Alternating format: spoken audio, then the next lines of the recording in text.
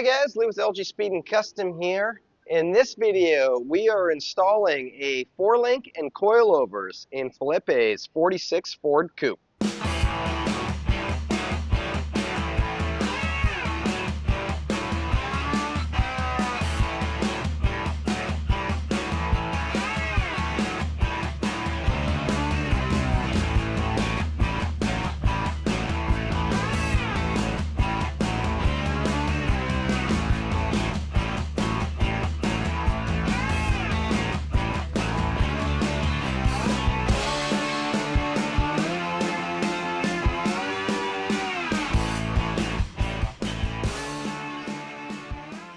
In the last video on Felipe's 46 Ford, we pulled the original Banjo rear end and rear suspension out, and then we went to fit a Ford 8-inch that Felipe was going to bring me. However, the Ford 8-inch turned out to actually be a Ford 9-inch out of an F100 pickup, which was way too wide, so we narrowed it almost 6 inches. The last video we left off, we had just mocked the rear end up under the car with these 245, 45, 17 tires, and everything fit great. So now we can go ahead and start fitting this 4-link. This is a 4-link kit that Felipe supplied with the car. I think it's made by Johnny Law Motors, who I've never used before. I think they just like repot, like it's just a cheap Chinese kit. Never used one before. Looks like it should work okay. I don't know. Let's put it in and see. So I think the first thing we're going to do is we want to get the rear end up in place where we want it. So at the end of the last video, we had jacked it all the way up and we had it so that our axle tube was bottomed out on the bump stop, and that had the wheel centered in the fender well and had a really nice stance that I think we could start to build off of. So the first thing I want to do is build a fixture that is going to bolt in where the bump stop used to be. I pulled this bump stop out last night just to get like a visual of what it looked like in there.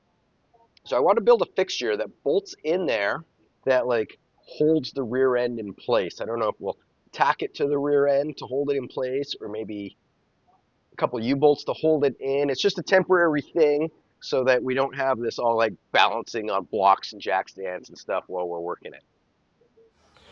Well, here's the bump stop that I removed. This is 2 3/4 inches, and when the axle was jacked up and touching this, it had a really nice stance. Like the wheel looked really good in the fender well. So what I've done is obviously measured that, and I just rounded it up to 3 inches, and I went from our frame rail 3 inches down. This is where we want our axle to sit. The axle tube is 3 1/4 inch diameter, so I got a 3 1/4 inch circle here, and then I've just bridged it up to there. So I'm gonna cut 4 of these out, and then take 2 of them and put a little centerpiece in the middle. Here, I'll just show you, because I still have some left over from another build. Basically, I'm gonna build like this, except for in the dead center, we're gonna have a hole so that this will bolt up to the hole where the bump stop used to be.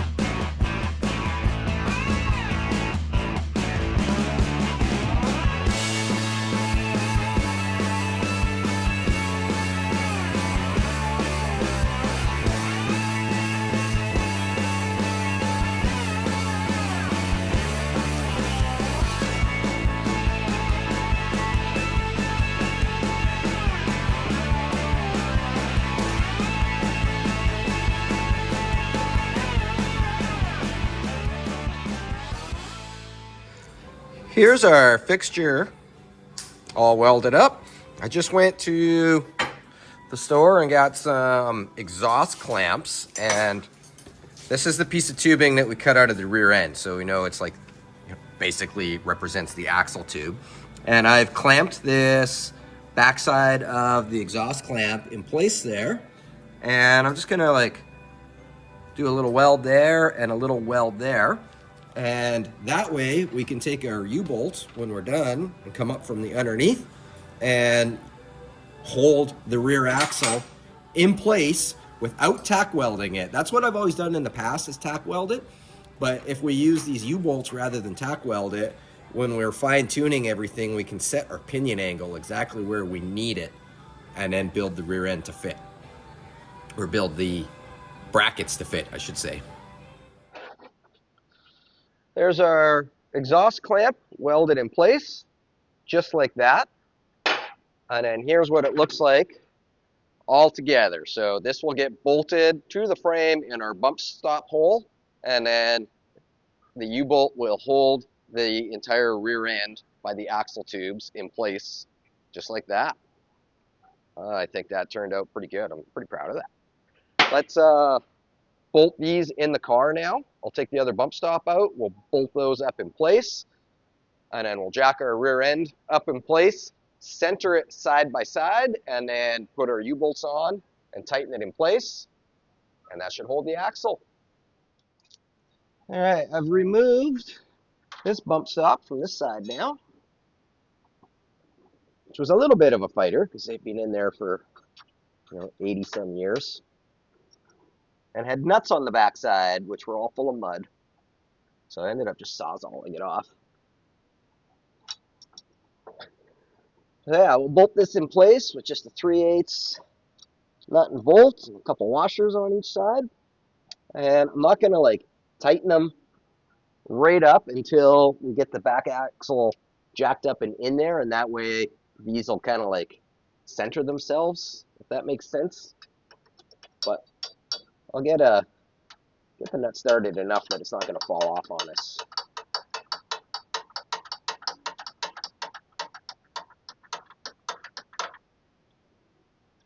How's that? Does that still turn? Oh yeah, cool. Do that on the other side, and then we'll lift it up. All right, they're both in. Let's jack this rear axle in place.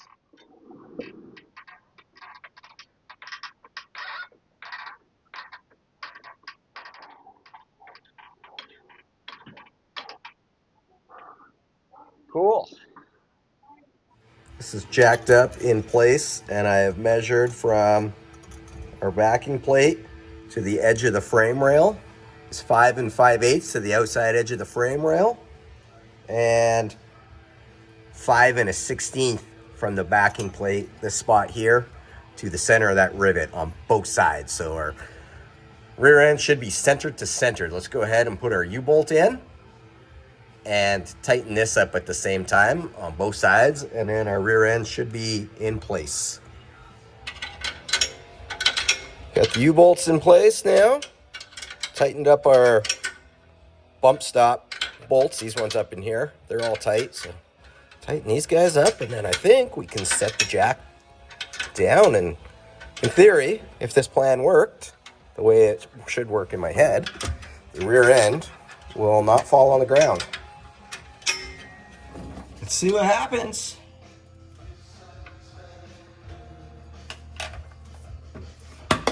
Oh yeah, look at that. What's not to like about that? Rear end is hanging in place right where we need it.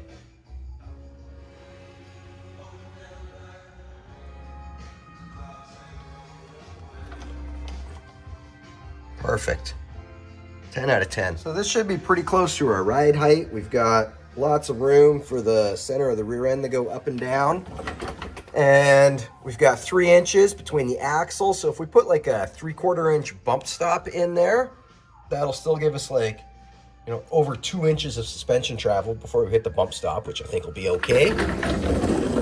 And how's our wheel look? I think that looks good. It's nice and centered in the fender. Like, it's not too far forward, not too far backwards. It looks good. And our height is really good. I think it's nice and mean and aggressive, which is what Felipe is after. So yeah, let's start fitting some 4-link bars. I'm going to use this bottle jack and get our pinion angle in the ballpark. And what I mean by ballpark is we don't have the engine and transmission yet, so it's not in the car, and I don't know exactly what angle it's going to be. But we can, what are we there, 88. Let's go a little more.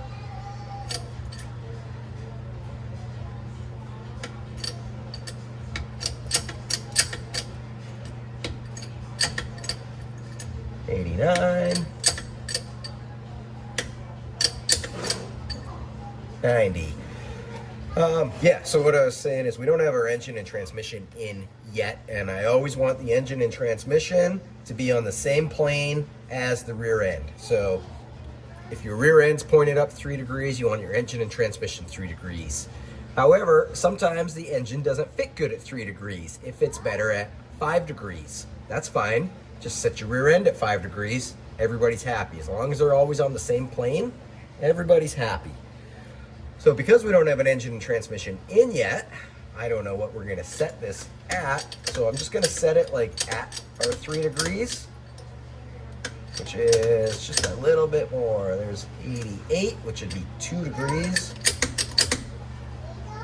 87.6, 0.2, 87 degrees, bang on. So that technically is our rear end sitting up at 3 degrees, which will be our base.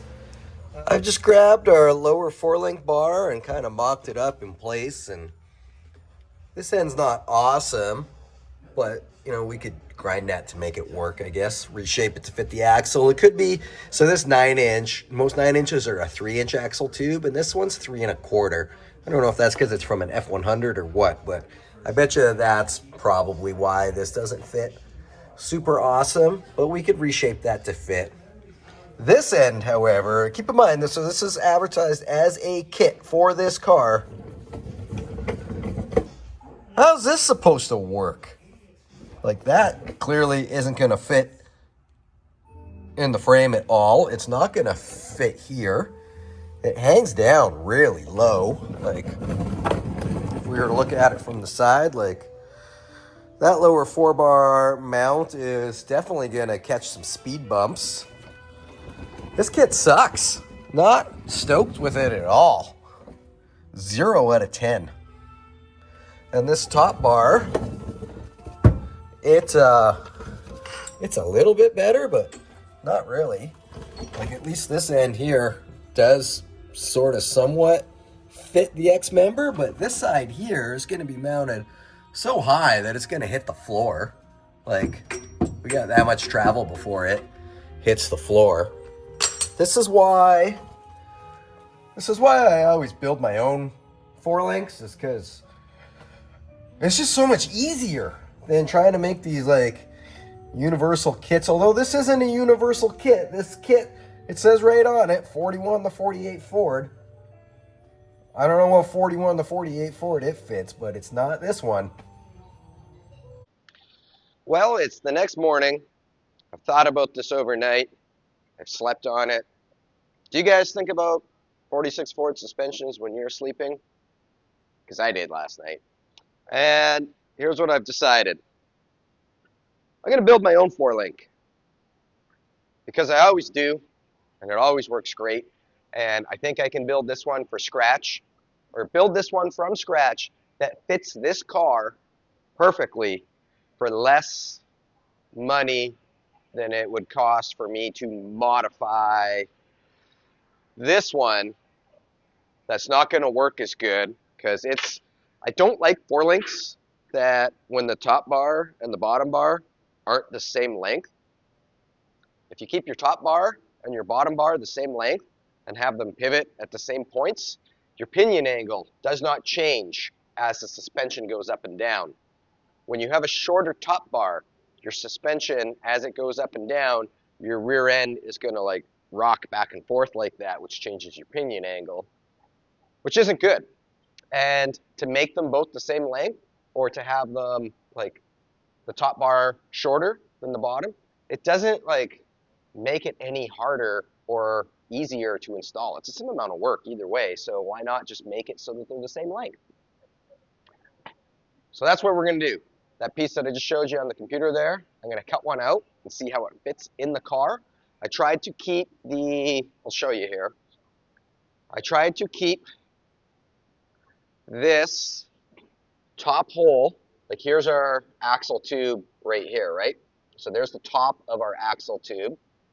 And I came straight off of there and then went up for where our bar is going to attach, because we want this top bar to be high enough that the rear end is not going to like roll back and forth from torque. It's got to hold it. So I think that's high enough, but we also don't want it super high, because the higher that bar gets, the closer it gets to the floorboard, which is the issue that we had with the 4-bar that comes with that kit, or the kit that's supposed to be for that car. It mounts like way up here on top of the axle, whereas this is like, I think, as low as I can comfortably get and still have it functional. Let's cut our first one out here. This is just be a test, I guess. This is 3/16 plate I'm cutting it out of.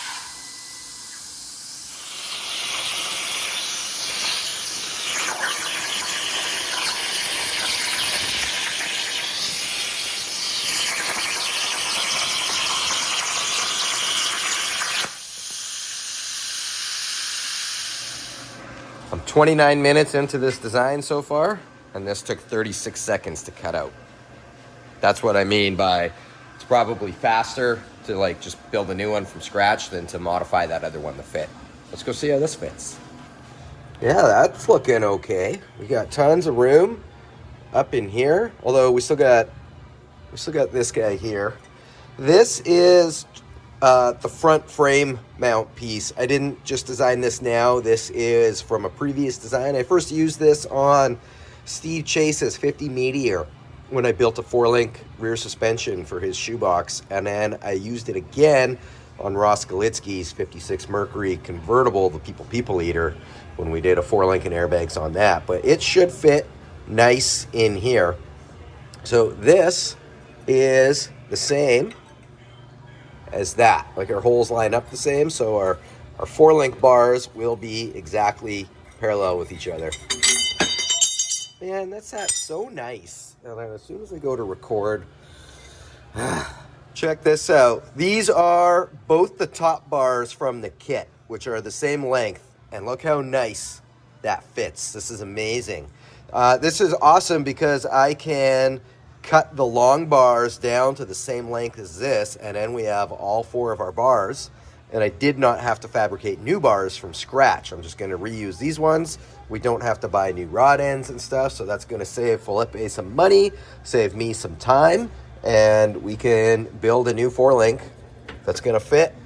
This end down here, we're like high enough off the ground that we're not going to like bottom out on anything. We've got tons of room this way. This inside or outside plate, I guess, can weld right to the frame, and then we're going to have to build a new one for the other side. Hold on, let me get my knee in here to hold it. So this plate here, we can build longer to tie right into here, so we've got like good support that way, because keep in mind, this is going to, like, the whole rear suspension is going to be held in with these points here. So if we go out to here, that will triangulate this. We can also build a plate to bolt this and this together right in this mounting point here, so that this is all tied together in a nice big strong triangle. If you remember back to grade 7 science class, triangles are the strongest shape. This is good. This is going to work. I'm happy with this. I'm going to cut out the rest of these brackets now. We're going to need 3 more axle brackets and 3 more. No, I'm not going to cut 3 more of these out. We're going to cut 1 more out because we got to build a new one that's extended far enough to reach here. Right. I went ahead and cut out all 4 of our axle brackets, so we got 2 for each side, and then I cut out 2 of our frame brackets, because we know these are going to be right for the the outside of the frame rail, but the inside ones are going to have to be longer to tie into the X member. Before we figure that out, I want to cut these bars down so we can start mocking it up. These ones here, this is what we want, is 4 bars this length. And these ones here are longer. This is 25 3/4. And this one is 17. So 25 3/4 minus 17 is 8 3/4. We need to shorten these bars 8 3/4. Let me write that down so that I don't forget. 8 3/4. So we'll unthread these rod ends out of here. I'm going to verify before I cut this down, because this is like a made in China kit, that these are the same thread as the taps that I have, because we're going to have to rethread the end of this once we cut it down. I think it's 3/4 inch by 16, but it could be metric.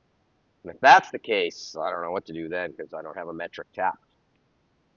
Have to go buy one, I guess. Wow, that is really long. There we go. All right, this should be 3/4 inch. 3/4 inch by 16. Yeah, that feels good. That's threading in nice. When I make my own 4-link bars, I do them a little different than this. These ones you'll see have a threaded rod end on one side and a solid end on the other, which works fine.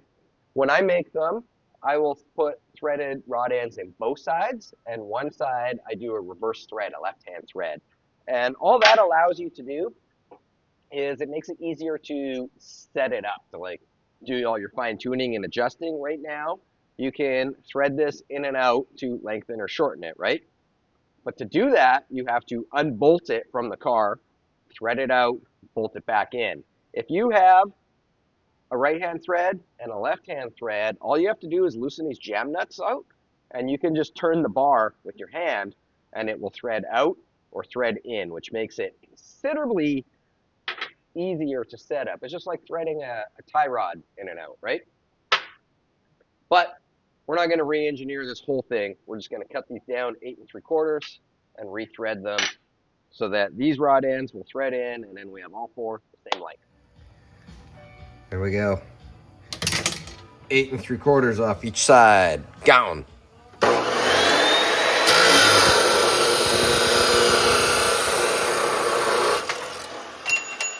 Well, here's something I wasn't anticipating. Look how much smaller that hole is than our threaded hole.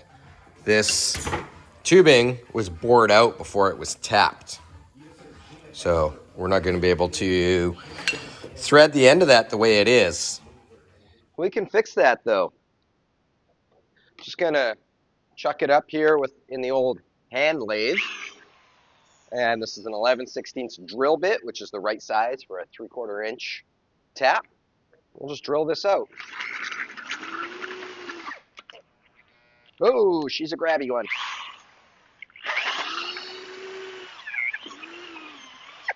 This is why I'm not using the cordless drill. It's because it's going to take a lot of oomph.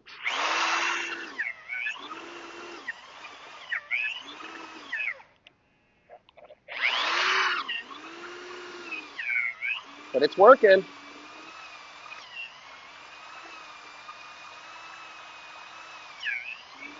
Yeah, just power right through. The old Craftsman 1/2 inch corded drill. Nothing will ever stop this thing.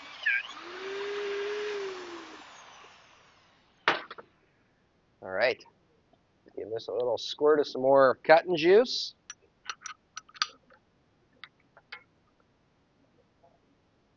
And now we can just thread it. Oh yeah, that's threading nice.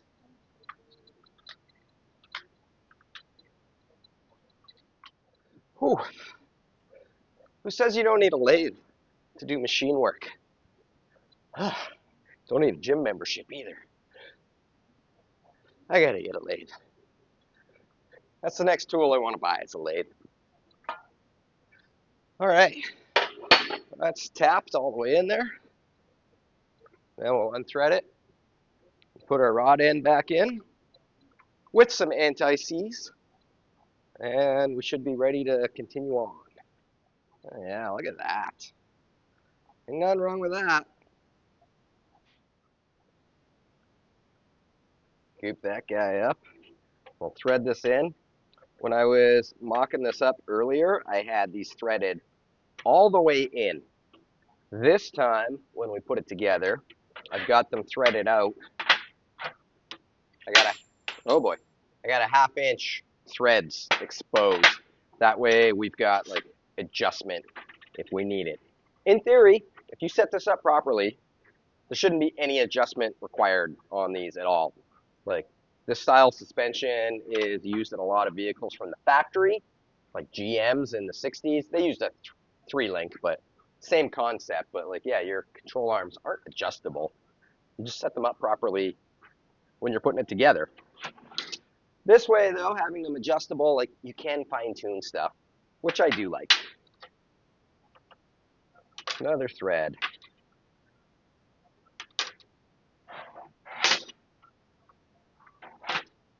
How does it compare to this one? I've been basing them all off this one.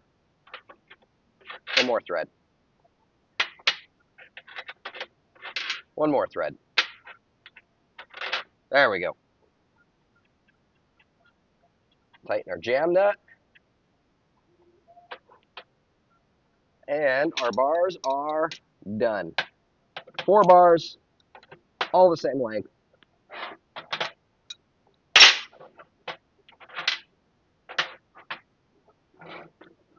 What more do you need?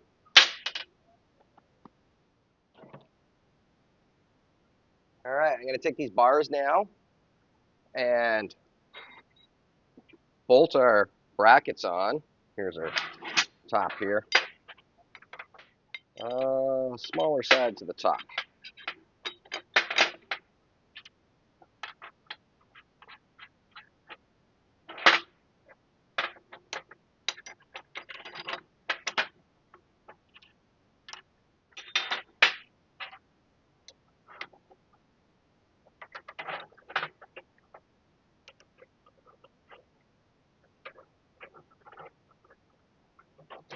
There we go. Our 4-link system. So watch this end here. I'm going to keep that flat, and I'm going to cycle this like the suspension. And notice how the angle of it never changes. That's why equal length 4 links are my preferred choice. Here's our first mock-up of the completed 4-link assembly, and pretty happy with it so far. It's at 89.9 degrees right now, which is close enough at this point. One thing, we got so that inside piece we wanted right against the X member, and it's not quite gonna fit because we've got our hardware poking through. Keep in mind, when you put this together, you want your nuts on the inside because you'll never be able to get a bolt in and out of there. But I got a plan for that. I think what I'm going to do is I'm gonna bolt this piece on, even though we're not gonna use it. But what I can do from there is once that's on, I can measure from this edge forward to our frame rail, and then I know exactly, hey, I just had a better idea. This one, because we can't fit it because of the hardware, we can measure this one forward. We'll just make it longer until it does touch. Yeah, I like that idea. Okay, I'm still gonna bolt this one on though, just so that I got like a reference point to measure from. We can like, take this plus 4 inches, for example, and not have to try to measure to the center of our bolt hole, because that's just harder. With this outside, or inside I guess, this bracket bolted on there, if I measure to the X member, I've got 6 3/8. So I just drew this up, which is the same basic shape, but with 6 3/8 added on, and then I put a starburst in the middle, just for a little bit of style. So let's cut this out and see what happens.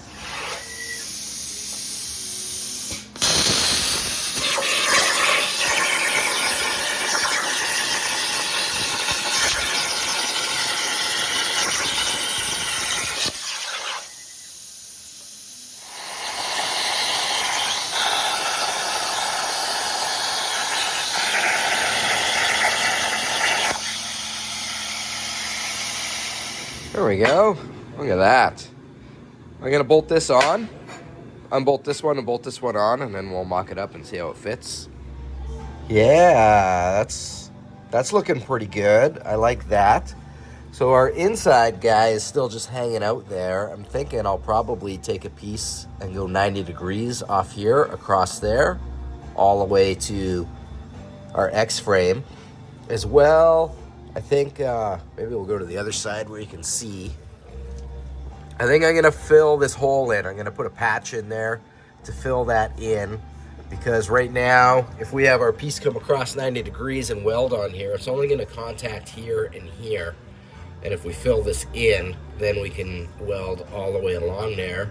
As well as this front edge right here is like right here. So if we can fill that in, I think it'll just be a little bit stronger, but it's definitely working good. I just cut a patch out with some 10 gauge. That's what the X member is 10 gauge. So we'll weld that in and grind it smooth, and then go back to fitting to figuring out this piece.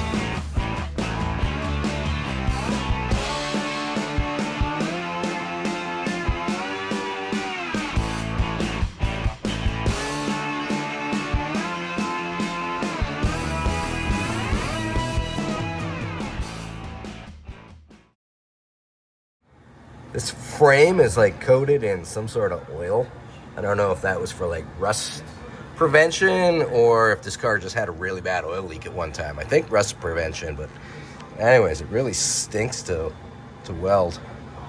I'm gonna quickly just grind this smooth, and then we'll go back to our 4-link.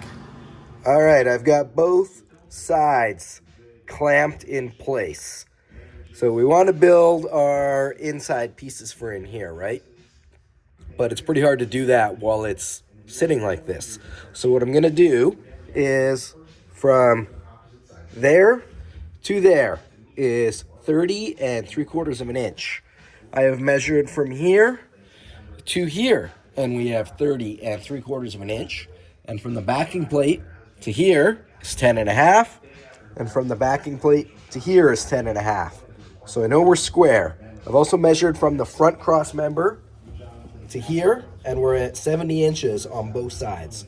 From the floor up, we're at 20.5, and from the floor up, we're at 20.5. So everything is square where it needs to be. I'm gonna take the welder now, and I'm going to tack these guys to the rear end housing. And what that's gonna do is kind of set everything in place so that I can kind of unbolt these ends down here and not have to reset everything, because these are where we want them to be. So that way it'll kind of, as long as these stay in place, and when we go to put this back together, it sits flush up against here, and we're at 70 inches. 70 inches, you know, everything's good.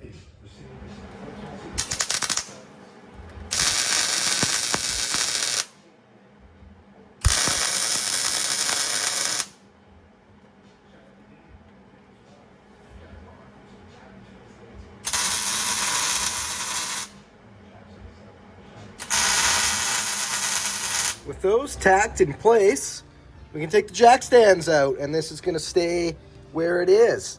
So that's awesome. I just took some quick measurements and cut a piece of cardboard that fits up in here. And then I transferred that into a piece of metal. This is all these brackets I've been making have been made out of 3/16.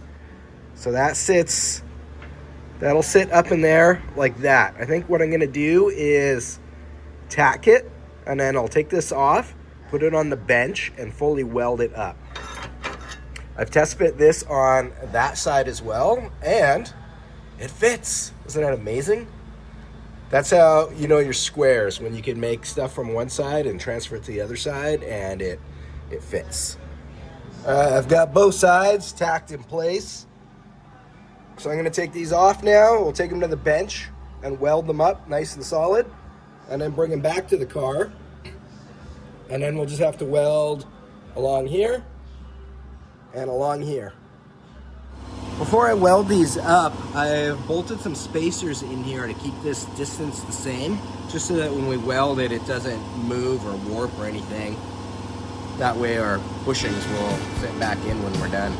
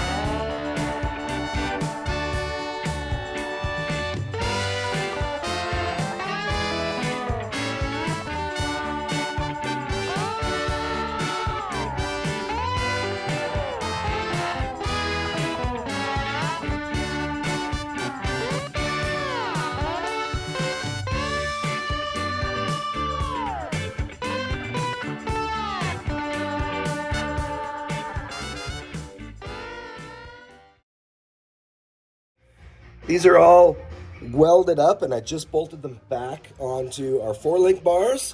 And because these were already set in position, they just swung right back up where they needed to be. So I've measured from here to the ground. We're the same on both sides. We're at, I don't know if you can read that, 90 degrees. And we're at 90 degrees this way, 90 degrees this way. And I just measured from our front cross member all the way back to this point, and we are within a 1/16 of an inch of being square, which I'm going to call close enough, because who knows if this is actually like square. So I'm going to tack this in place, and then we'll pull our 4-link bars out, because it's a little tight to weld in here with the hardware on there. So we'll pull our 4-link bars off again, and then we can go ahead and weld this right up to the frame.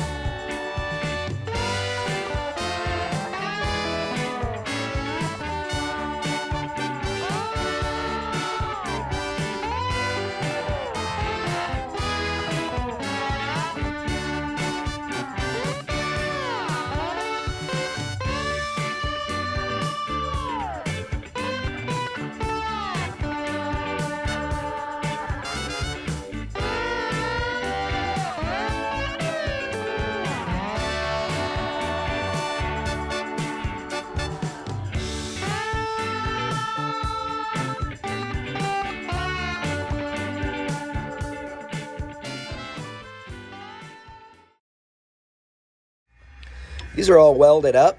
They worked out really nice. It was pretty easy to get in there and weld, actually.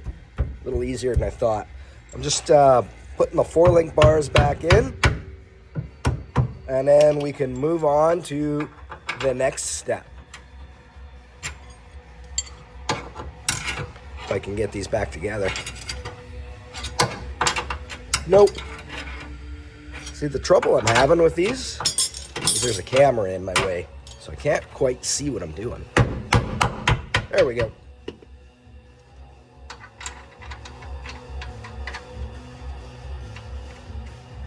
Cool. Well, I'm going to call those guys done. So some notes or things I want to comment on. I had mentioned about like tying all this together, and I don't think that's necessary, because we're like, this ties right into it. We've got this piece going across up here. They tie together right here. This is all triangulated, which, going back to grade 7 science class, strongest shape. This is triangulated. And most of our force on this is going to be this way. And we've got tons of contact area that way. I don't think it's going to move back and forth at all. Tying it together this way, what that's going to do is stop it from moving this way. And in day-to-day driving, that's not really where the force is. The force is all going this way and this way, which, I mean, we can't do anything more to make that any stronger. I think it's strong enough as is. I'm totally confident in it. Boxing it in that way is not going to help it this way at all. What we could do, maybe, once we get a little further down the road and we have a dry shaft in here and we know exactly where the dry shaft's going to sit, we could always build take a piece of tubing and go from here over to here, maybe with a drive shaft hoop in it, but I think for a streetcar application, I think that's getting a little bit overkill. So yeah, as of right now, I'm gonna call those guys done. These guys that are still just tacked in, they're totally ready to weld, but I'm not gonna weld them yet because I want to pull the rear end back out and do all the welding at once. And we still have our coilover brackets to make, as well as we need to do a panhard bar, which I think, I don't know, I'm gonna maybe take a little pause here and assess what the next step is going to be, if it's going to be coilover mount or a panhard bar mount. Kind of want to do them somewhat together so that I make sure when I put the coilovers in, they're not going to be in the way of the panhard bar mount. I'd like to get these out, but they're might have to cut them out because they hit the frame or the floor, but they're definitely in our way. I think I can make these original coilover brackets work, like the lower ones at least. We'll just cut the 4-link tab off right there and reuse the rest.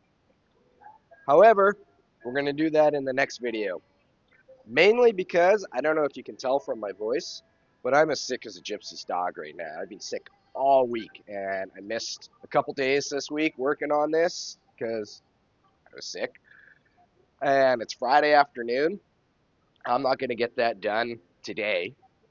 Between the coilover brackets and the panhard bar, I mean, that's a whole nother video right there. So I'll just do it in another video because, like I said, it's Friday afternoon. Tomorrow is Saturday, and every Saturday is when I release a new video, and I currently don't have a video ready for this Saturday. So rather than leave you guys hanging with nothing to watch tomorrow, I'll just leave this video here, end this video here. So anyways, that's the basics of how to build a 4-link. Still got to do the panhard bar. So let's cover that in this video. Why do we need a panhard bar? And how come the original 4-link kit that Felipe brought us didn't have a panhard bar? And so the kit that he brought us was triangulated, meaning the top bars form a triangle. And that stops the rear end from going side to side. What I've built is a parallel 4-link, which I prefer because they take up way less space. But there's nothing stopping the rear end from going side to side. So we need a panhard bar, which is going to go from the top of the frame rail down to the rear end, parallel with the rear end. And what that does is just stops the rear end from going side to side. Now there's a panhard bar and there's a Watts link. The Watts link, technically, in theory, is better because as the rear end travels up and down, a Watts link doesn't create an arc, whereas a panhard bar will make an arc. However, in the real world, the amount of travel the rear end moves up and down compared to how much of an arc it makes, it's so minuscule that, in my opinion, building a Watts link is just a lot of unnecessary work. And I was talking with my friend Rick about this the other day because he was all like, "Oh, you're going to build a Watts link?" And I was like, "I'll put it to you this way, Rick.